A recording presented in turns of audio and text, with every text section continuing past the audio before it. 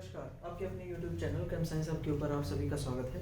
आज जो हम प्रयास सीरीज का लेक्चर 27 लेके आ रहे हैं वो सॉल्यूशन के सेकंड पार्ट मतलब आपका क्या पढ़ेंगे, सॉल्युबिलिटी के बारे में पढ़ेंगे।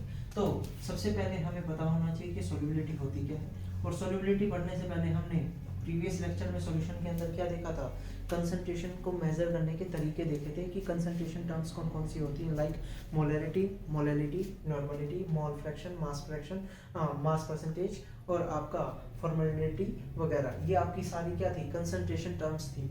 आज जो हम टॉपिक पढ़ने जा रहे हैं वो कौन सा है, सॉल्युबिलिटी। तो सबसे पहले बात आती है कि सॉल्युबिलिटी होती क्या है। तो सॉल्युबिलिटी आपकी क्या होती है कि आप मैक्सिमम अमाउंट ऑफ जो सॉल्यूट होता है वो एक गिवन अमाउंट ऑफ सॉल्वेंट के अंदर क्या किया जा सके, मिक्स किया जा सके, वो उसकी टेंडेंसी होगी, वो आपकी क्या कहलाएगी, सॉल्युबिलिटी। मतलब आपका क्या है कि maximum amount of solute, maximum amount of solute that can be dissolved in given amount of solvent, in given amount of solvent। मतलब आपका क्या कहा गया, एक जो स्पेसिफिक अमाउंट ऑफ सॉल्वेंट दी गई उसके अंदर मैक्सिमम अमाउंट ऑफ सॉल्यूट हम ऐड जितनी भी कर सकते हैं वो आपकी क्या होगी, सॉल्युबिलिटी, मतलब मिक्स होने की कैपेबिलिटी। जैसे मैंने क्या कहा कि आपका एक बीकर है, बीकर के अंदर आपका क्या फिल है, लिक्विड, मतलब आपका यहाँ पे ये किसकी तरह बिहेव करेगा, सॉल्वेंट की तरह बिहेव करेगा। और यदि मैं शुगर की बात करता हूँ, शुगर आपका कैसा है, सॉल्यूट की तरह बिहेव करेगा, मतलब लेस क्वांटिटी में।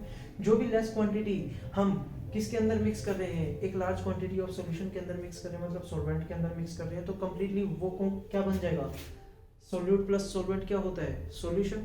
और सॉल्यूशन के अंदर कितनी कैपेबिलिटी है, मतलब सॉल्वेंट के अंदर कितनी कैपेबिलिटी है शुगर के मिक्स होने की। मतलब मैंने क्या कहा कि आपने देखा होगा कि जैसे एक ग्लास ऑफ वाटर लिया, तो ग्लास ऑफ वाटर के अंदर मैंने 1 स्पून ऑफ शुगर डाली तो वो मिक्स हो गई, 2 स्पून ऑफ शुगर डाली मिक्स हो गई, बट एक लास्ट पॉइंट आएगा जहां पे आपके मिक्स होने की कैपेबिलिटी क्या हो जाएगी, खत्म, और जैसी डाली थी वैसी की जाके नीचे क्या हो जाएगी, सेटल डाउन।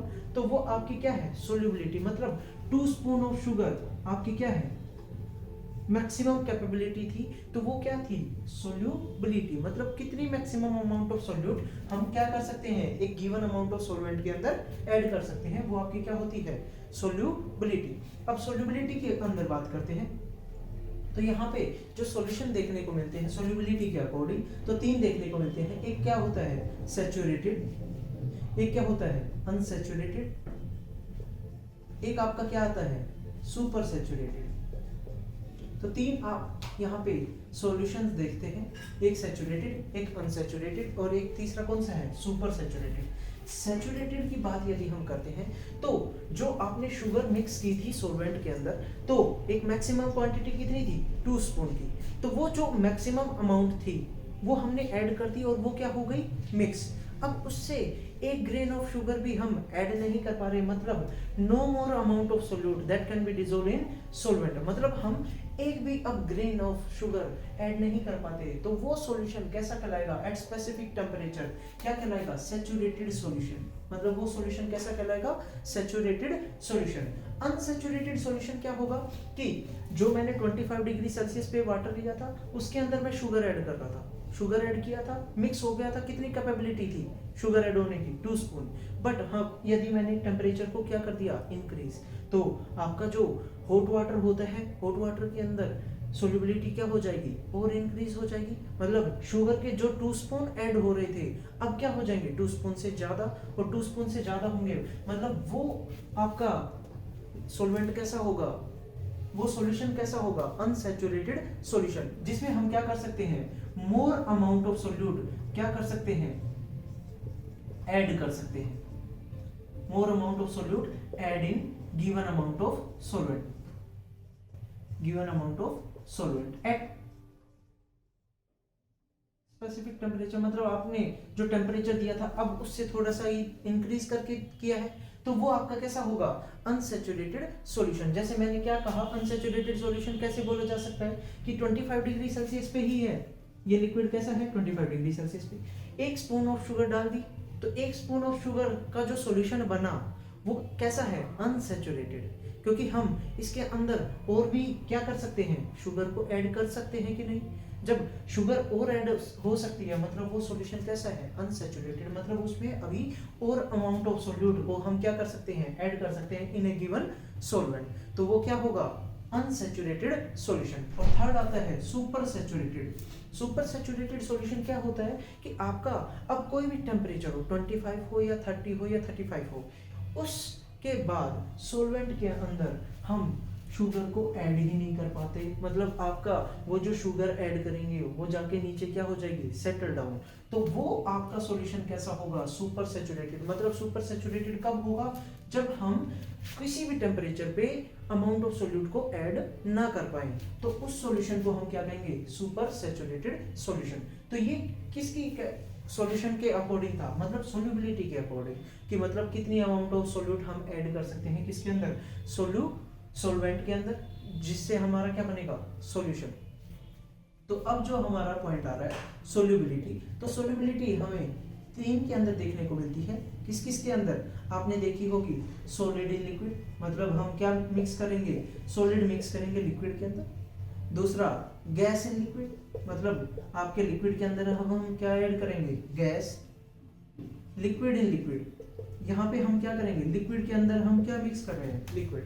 तो यहाँ पे जो सॉलिड इन लिक्विड बोला, मतलब यहाँ पे ये सॉलिड क्या है, सोल्यूट, क्या है, सोल्यूट, और यहाँ पे लिक्विड क्या है, सॉल्वेंट।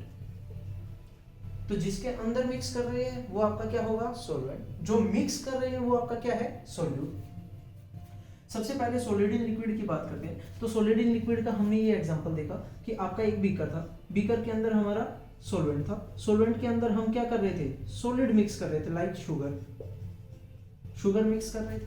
तो शुगर मिक्स होने के लिए सॉलिड इन लिक्विड के अंदर यदि मैं बात करता हूँ, तो सॉलिड इन लिक्विड में आपका जो डिसोल्यूशन होगा, मतलब मिक्स होने की कैपेबिलिटी जो होगी, dissolution of solid in liquid, वो दो के ऊपर डिपेंड करती है। मतलब आपका दो के ऊपर कैसे डिपेंड करती है, लाइक एंडोथर्मिक, और एक कौन सी होती है, एक्सोथर्मिक। एंडोथर्मिक की बात करते हैं तो एंडोथर्मिक रिएक्शन कौन सी होती है, जहां पे टेम्परेचर हमें देना पड़े, और टेम्परेचर इंक्रीज करेंगे तो हीट आपको देनी पड़ेगी। टेम्परेचर इंक्रीज करते हैं तो आपकी सोल्यूबिलिटी क्या होगी, इंक्रीज होगी। ये पॉइंट ध्यान रखना कि टेम्परेचर जब भी इंक्रीज करेंगे तो सोल्यूबिलिटी आपकी क्या होती है, इंक्रीज। एक्सोथर्मिक क्या होती है, एक्सो मतलब एग्जिट, थर्मल मतलब हीट, जिसमें आपकी हीट क्या हो, इवोल्व। तो टेम्परेचर आपका क्या होगा, आपका बढ़ाने पर भी सोल्यूबिलिटी क्या होगी, डिक्रीज, सोल्यूबिलिटी क्या होगी, डिक्रीज। तो इन एक्सोथर्मिक रिएक्शन यदि मैं बात करता हूं तो टेम्परेचर किसकी तरह बिहेव करेगा, इनवर्सली प्रोपोर्शनल टू सोल्यूबिलिटी। मतलब सोल्यूबिलिटी इंक्रीज करोगे तो टेम्परेचर आपका क्या होगा, डिक्रीज होगा, और सोल्यूबिलिटी डिक्रीज करोगे तो टेम्परेचर क्या होगा, इंक्रीज होगा। और यहाँ पे एंडोथर्मिक रिएक्शन में टेम्परेचर किसकी तरह बिहेव कर रहा है, टेम्परेचर बिहेव कर रहा है आपकी डायरेक्टली प्रोपोर्शनल टू सोल्यूबिलिटी। तो यहाँ पे टेम्परेचर के ऊपर डिपेंड करता है। यदि मैं बात करता हूँ तो एक तो इफेक्ट ऑफ टेम्परेचर देखा जा सकता है सॉलिड इन लिक्विड के अंदर। यदि मैं बात करूँ इफेक्ट ऑफ प्रेशर, क्या इफेक्ट ऑफ प्रेशर होगा सॉलिड इन लिक्विड के अंदर, तो यहाँ पे ये पॉइंट ध्यान रखना, सॉलिड आपका कैसा होता है, सॉलिड और liquid, solid and liquid are incompressible, और सॉलिड्स तो एकदम मोस्टली इनकम्प्रेसिबल होते हैं। इनकम्प्रेसिबल मतलब आपका क्या होते हैं, जो कंप्रेस ना किए जा सके, और जब कंप्रेसिबल नहीं होंगे तो प्रेशर अप्लाई नहीं होगा, और प्रेशर अप्लाई नहीं होगा मतलब इफेक्ट ऑफ प्रेशर नहीं होगा किसके ऊपर, सॉलिड इन लिक्विड के ऊपर। मतलब हम सॉलिड के ऊपर कोई प्रेशर का इफेक्ट नहीं लगा सकते, तो इफेक्ट ऑफ प्रेशर देखने को नहीं मिलेगा। मेन क्या देखने को मिलेगा, dissolution of solid in liquid देखने को मिलेगा। गैस इन लिक्विड की बात करते हैं तो गैस इन लिक्विड की यदि मैं बात कर रहा हूं तो गैस इन लिक्विड में आपने क्या देखा है, लिक्विड के अंदर हमें क्या मिलानी है, गैस। तो गैस यहाँ पे किसकी तरह बिहेव कर रही है, सोल्यूट की तरह, और सोल्यूट की तरह बिहेव कर रही है। तो आपने कोल्ड ड्रिंक्स की बोतल देखी है, कोल्ड ड्रिंक्स की बोतल के अंदर आपने क्या देखा है कि आपकी गैस को क्या किया जाता है, प्रेशराइज करके, प्रेशर अप्लाई करके उसके अंदर लिक्विड के अंदर डिसॉल्व किया जाता है। तो मतलब लिक्विड आपका क्या है, सॉल्वेंट, और गैस आपकी क्या है, सॉल्यूट। तो जितना हम गैस अप्लाई करते हैं, मतलब गैस के ऊपर गैस प्रेशर अप्लाई करते हैं, तो आपके सॉल्वेंट के अंदर उसकी सॉल्युबिलिटी क्या हो जाती है, इंक्रीज। ये पॉइंट ध्यान रखना कि प्रेशर जब अप्लाई करेंगे, प्रेशर अप्लाई करते हैं तो सोल्यूबिलिटी आपकी क्या होगी, इंक्रीज होगी।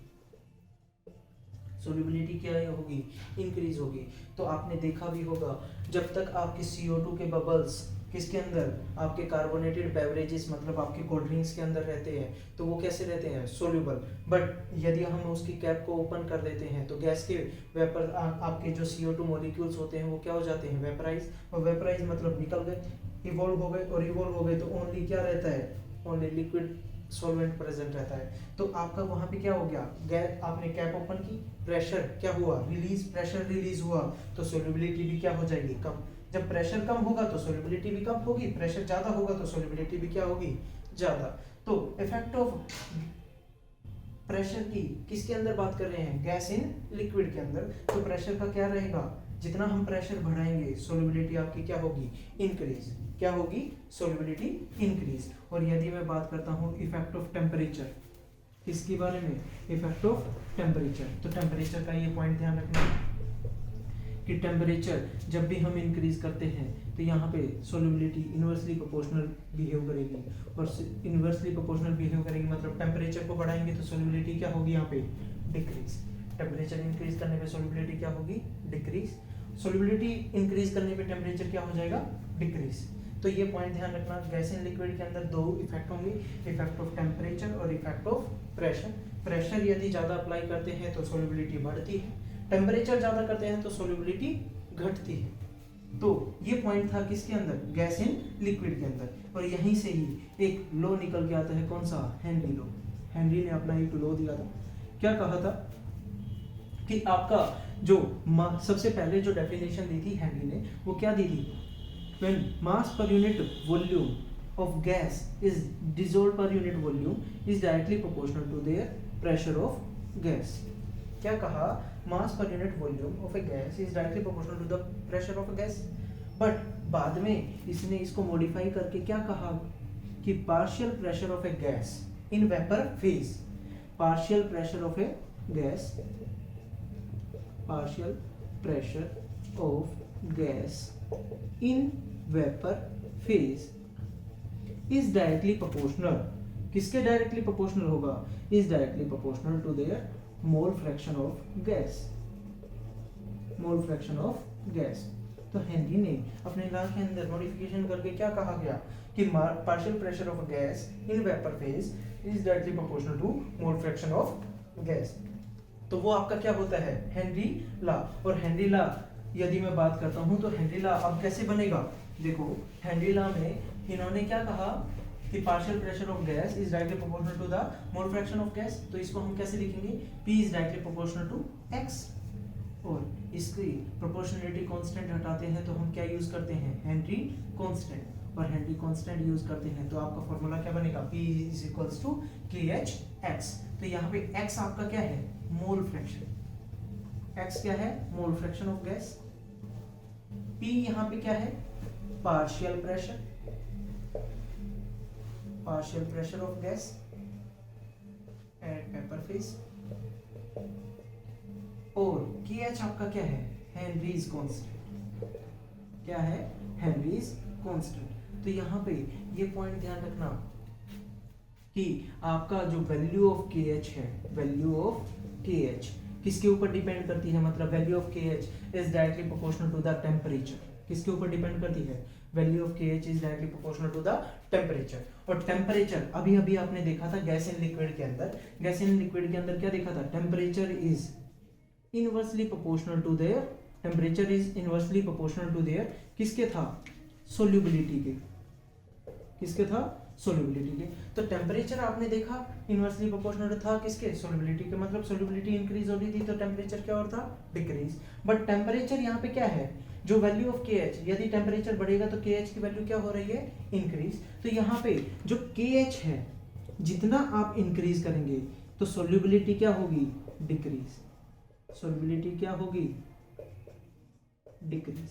तो यहाँ पे फॉर्मूला आपका क्या बन गया KH के लिए, KH is inversely proportional to the temperature, मतलब KH is directly proportional to the temperature and inversely proportional to the solubility।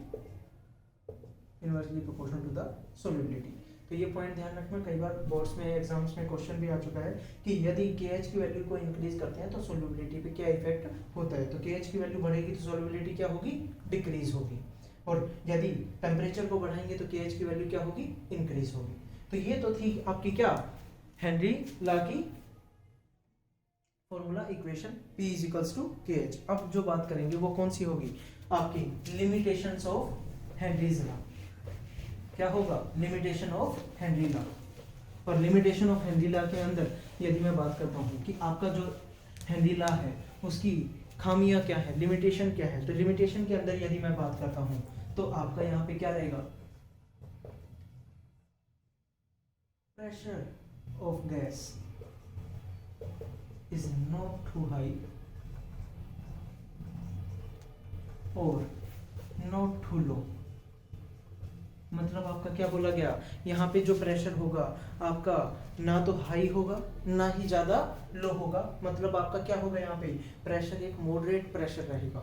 मतलब हेनरी लॉ वहीं पे ही एप्लीकेबल होगा जहाँ पे आपका कैसा रहेगा, प्रेशर मॉडरेट। यदि सेकंड बात करता हूँ तो आपका यहाँ पे जो गैस रहेगी हेनरी लॉ के अंदर, मतलब यहाँ पे जो हेनरी लॉ एप्लीकेबल होता है वहाँ पे जो गैस होती है वो क्या होगी, केमिकल चेंज नहीं करेगी। ये पॉइंट ध्यान रखना कि आपका केमिकल चेंज भी नहीं होना चाहिए उस गैस के अंदर।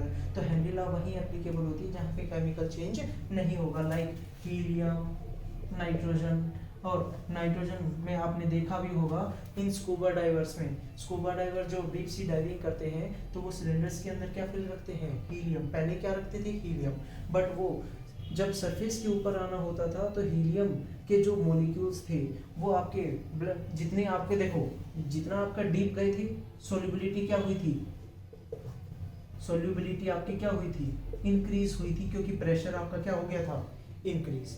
प्रेशर इंक्रीज हुआ था तो सोल्यूबिलिटी इंक्रीज, मतलब हीलियम आपके ब्लड के अंदर मिक्स हो गई थी। बट जब हमें ऊपर आना था तो आपकी वहां पे प्रेशर क्या होने लगेगा, धीरे धीरे डिक्रीज। प्रेशर धीरे डिक्रीज होगा तो मतलब सोल्यूबिलिटी भी क्या होगी, डिक्रीज। और सोल्यूबिलिटी डिक्रीज हुई तो हीलियम के जो बबल्स थे वो आपके ब्लड कैपिलरीज के अंदर क्या हो जाते हैं, ब्लॉक कर देते हैं। और ब्लड कैपिलरीज को ब्लॉक कर देंगे तो वहां पे हार्ट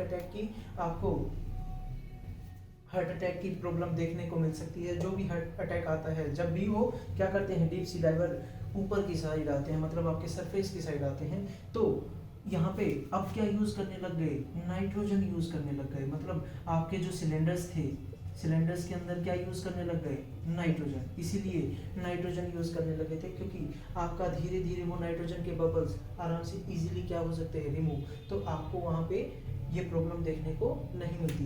तो नाइट्रोजन इतनी ज़्यादा सोल्यूबिलिटी उतनी नहीं रखती जितना आपका प्रेशर इंक्रीज हो रहा था। तो यहाँ पे क्या हो रही थी, सोल्यूबिलिटी इंक्रीज हो रही थी।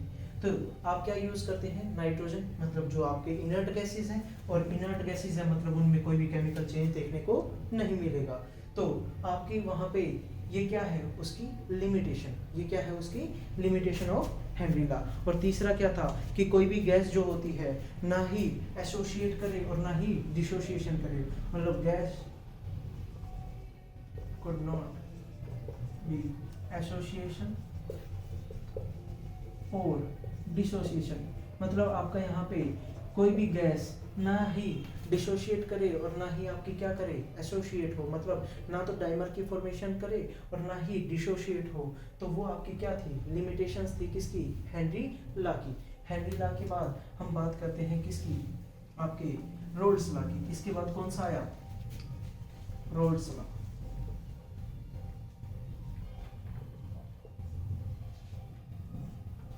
रोल्स और रोल्स लॉ के अंदर यदि मैं बात करता हूँ तो रोल्स लॉ आपका क्या होता है, इसने बस सेम ही कहा था कि आपका क्या है कि partial pressure of a gas at vapour phase is directly proportional to the mole fraction. जैसा कि आपने हेनरी ने कहा था हेनरी लॉ के अंदर कि partial pressure of gas at vapour phase is directly proportional to the mole fraction. But ये जो प्रोपोर्शनलिटी कांस्टेंट यूज करता है वो क्या यूज करता है, पी नोट। और ये पी नोट क्या है, प्योर वेपर प्रेशर। क्या है, pure vapour pressure of component. अब कंपोनेंट कोई भी हो सकता है, कंपोनेंट, लाइक सोल्यूट भी हो सकता है, सॉल्वेंट भी हो सकता है। यदि सोल्यूट होता है तो सोल्यूट के लिए हमने क्या यूज किया था, ए, तो आपका क्या होगा, P A equals to P not A X A. Solvent है बी, तो यहाँ पे क्या होगा, P B equals to P not B X B. तो ये आपका क्या है, रोल्स लॉ। मतलब रोल्स लॉ में आपकी यदि मैं बात करता हूँ, और रोल्स लॉ एप्लीकेबल किस पे हो रहा है, इन, हमने कौन कौन से पढ़े थे, सॉलिड इन लिक्विड पढ़ा था, गैस इन लिक्विड पढ़ा था। अब ये जो रोल्स लॉ एप्लीकेबल होगा वो किस में होगा, इन लिक्विड, इन लिक्विड किस में एप्लीकेबल हो रहा है, इन लिक्विड, इन लिक्विड। और इन लिक्विड, इन लिक्विड की यदि मैं बात कर रहा हूँ तो आपका यहाँ पे क्या हो रहा है, आपका सॉल्यूट भी लिक्विड है, सॉल्वेंट भी आपका क्या है, लिक्विड। और सॉल्वेंट के अंदर अब हम क्या मिक्स कर रहे हैं, लिक्विड को ही मिक्स कर रहे हैं। तो आपके यदि मैं दो वोलेटाइल लिक्विड लेता हूँ, वोलेटाइल का मतलब क्या होता है, जो आपकी स्टेट को एक स्टेट से दूसरी स्टेट में चेंज कर दे, वन स्टेट से सेकेंडरी स्टेट में चेंज हो जाए। जैसे आपने देखा होगा पेट्रोल डीजल वगैरह, तो पेट्रोल डीजल कैसे है, वोलेटाइल लिक्विड। वोलेटाइल लिक्विड मतलब जो आपका पेट्रोल है लिक्विड फॉर्म में रहता है, बट टाइम के साथ वो धीरे धीरे क्या होता है, वेपराइज, और वेपराइज होता है मतलब गैसीय स्टेट में जा रहा है। तो मतलब उसकी टेंडेंसी क्या है, चेंज होने की है एक स्टेट से दूसरी स्टेट। तो उन लिक्विड्स को हम क्या कहते हैं, उन स्टेट्स को हम क्या कहते हैं, वोलेटाइल लिक्विड। और वो जो दोनों वोलेटाइल लिक्विड होंगे तो पी सॉल्यूशन क्या बनेगा आपका, पी सॉल्यूशन, यदि मैं वेपर प्रेशर ऑफ सॉल्यूशन की बात करता हूं तो क्या बनता है, P solute plus P solvent, क्या बनेगा, P solute plus P solvent. और सॉल्यूट का हमने अभी अभी फॉर्मूला क्या लिखा, P not A X A, P not A X A. और सॉल्वेंट के लिए हमने क्या लिखा, P not B X B. तो आपका जो पी सॉल्यूशन आएगा वो क्या होगा, P not A X A, P not B X B for two volatile liquid. दो वोलेटाइल लिक्विड के लिए हमारा फॉर्मूला क्या बन जाएगा सॉल्यूशन का, क्योंकि आपका देखो जैसे मैंने ये बीकर लिया था, बीकर का यदि मैं लेता हूं लिक्विड, सॉल्वेंट लिया, तो सॉल्वेंट आपका कैसा है, लिक्विड। और लिक्विड है तो ये भी वेपराइज होने की टेंडेंसी रखता है, और वेपराइज होने की टेंडेंसी रखेगा तो सॉल्वेंट का प्योर वेपर प्रेशर क्या होगा, पी नॉट। सॉल्वेंट का क्या होगा, पी नॉट बी। और यदि मैं सोल्यूट की बात कर रहा हूं तो सोल्यूट भी आपका कैसा है, लिक्विड। सोल्यूट भी आपका कैसा है, लिक्विड। और सोल्यूट की लिक्विड है तो ये भी वेपराइज हो सकता है और ये भी वेपराइज हो सकता है, तो इसका जो प्योर वेपर प्रेशर होगा वो क्या होगा, पी नॉट ए। अब इन दोनों को मैंने क्या किया, मिक्स किया, ये दोनों मैंने क्या कर दिए, मिक्स। और मिक्स कर दिया तो यहाँ पे सोल्यूट भी है और आपका क्या है, सोलवेंट भी है।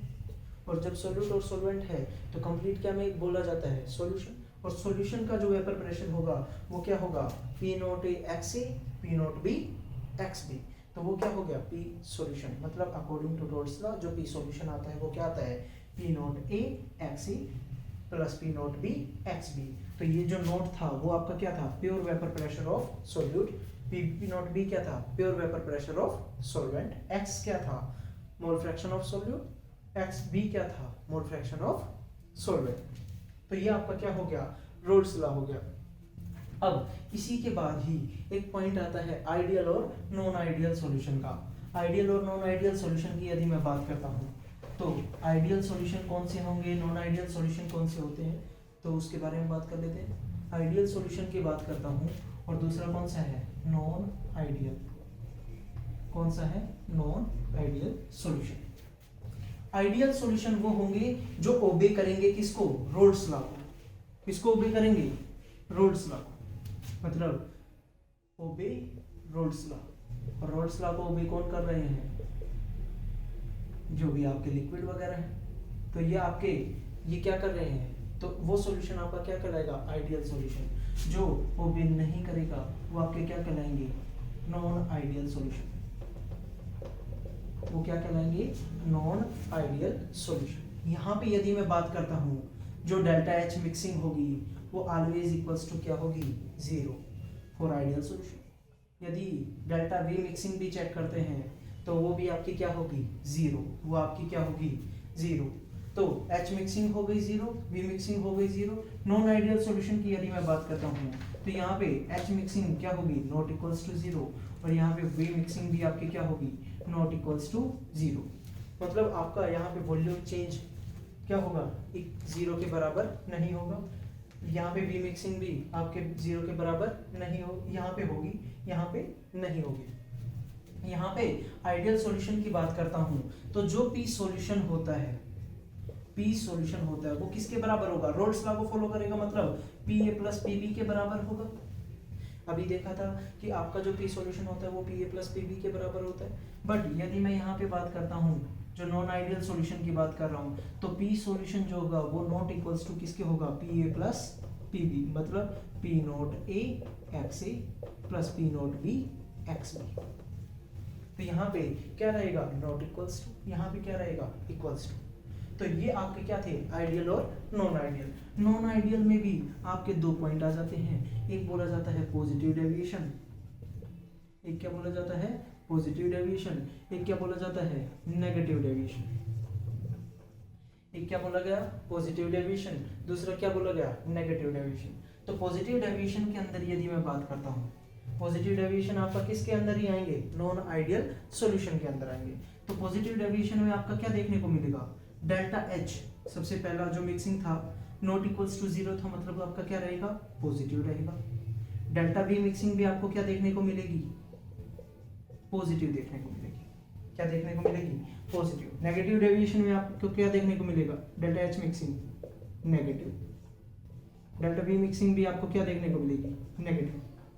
यहाँ पे आपके जो वेपर प्रेशर रहता है, मतलब पी ए, मतलब ए इंट्रैक्शन की बात करते हैं और बी बी इंट्रैक्शन की बात करते हैं। यदि मैंने कहा आपके जो बी बी मॉलिक्यूल्स थे, ए मॉलिक्यूल्स थे, इनका जो इंट्रैक्शन रहता है वो ज्यादा रहता है किससे, ए बी इंट्रैक्शन से। क्या रहता है, ए बी इंट्रैक्शन आपके क्या रहते हैं, वीकर रहते हैं किससे, ए इंट्रैक्शन से, और आपके किससे, बी बी इंट्रैक्शन से। और आपकी यदि मैं बात करता हूँ नेगेटिव डेविएशन के अंदर, तो नेगेटिव डेविएशन में आपका जो ए बी का इंट्रैक्शन रहता है, मतलब फोर्स ऑफ इंट्रैक्शन यदि मैं बात करता हूँ आपके ए और बी के अंदर, मतलब ए और बी क्या थे आपके, सॉल्यूट और सॉल्वेंट। जो सॉल्यूट सॉल्वेंट का इंट्रैक्शन था वो क्या रहता है, ज्यादा रहता है किससे, आपके ए इंट्रैक्शन से, और आपके किसके इंट्रैक्शन से, बी बी के इंट्रैक्शन से। तो यहाँ पे आपको क्या देखने को मिलेगा, पॉजिटिव डेविएशन। और पॉजिटिव डेविएशन का यदि मैं ग्राफ चेक करता हूँ तो आपको क्या देखने को मिलेगा, आपको वेपर प्रेशर थोड़ा हाई देखने को मिलेगा। तो ये आपका क्या हो गया, पॉजिटिव डेविएशन का ग्राफ। और यदि मैं बात करता हूँ नेगेटिव डेविएशन में, तो नेगेटिव डेविएशन में क्या देखने को मिलेगा, डाउनवर्ड। तो ये आपका क्या था, पॉजिटिव डेविएशन, और दूसरा क्या था, नेगेटिव डेविएशन। इसी के बाद एक इंपॉर्टेंट पॉइंट आता है क्या, एजियोट्रोप। क्या आता है, एजियोट्रोप।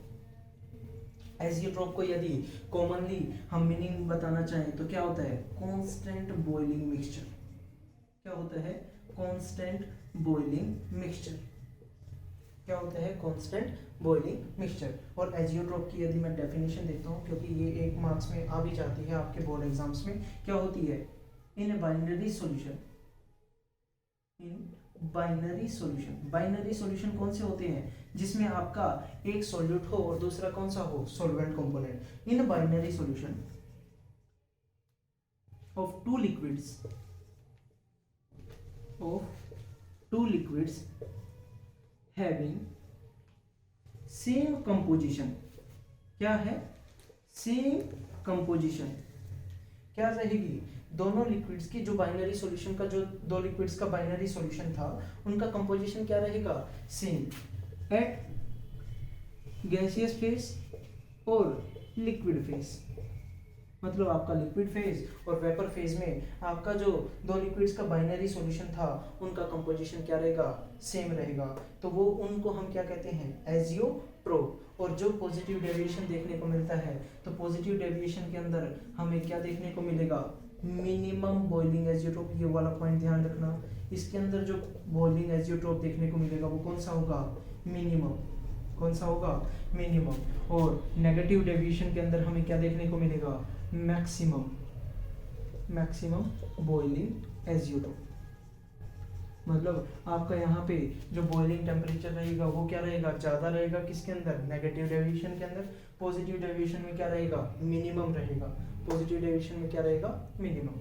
तो आज का हमने क्या क्या पढ़ा है, हमने सॉल्युबिलिटी पढ़ी, सॉल्युबिलिटी के बाद हमने हेनरीज लॉ पढ़ा है, थर्ड कौन सा पढ़ा है, रोल्स लॉ पढ़ा है। रोल्स लॉ के बाद हमने आइडियल गैस मतलब आइडियल सॉल्यूशन और नॉन आइडियल सॉल्यूशन देखा। नॉन आइडियल सॉल्यूशन के अंदर हमने दो डेविएशन देखी, एक पॉजिटिव और एक नेगेटिव। पॉजिटिव नेगेटिव में हमने इंटरेक्शंस देखा और साथ में लास्ट में हमने क्या देखा, एजियोट्रोप। बहुत मोस्ट इंपॉर्टेंट कौन सा है, एजियोट्रोप भी बहुत मोस्ट इंपॉर्टेंट है, और एक सॉल्युबिलिटी और एक हेनरी लॉ। तो एजियोट्रोप आपका क्या था, कांस्टेंट बॉइलिंग मिक्सचर, जहाँ पे आपका कंपोजिशन क्या रहता है, सेम रहता है लिक्विड और गैसियस फेज में, उसको हम क्या कहते हैं, एजियोट्रोप। तो आज के लिए इतना ही, ओके, थैंक यू।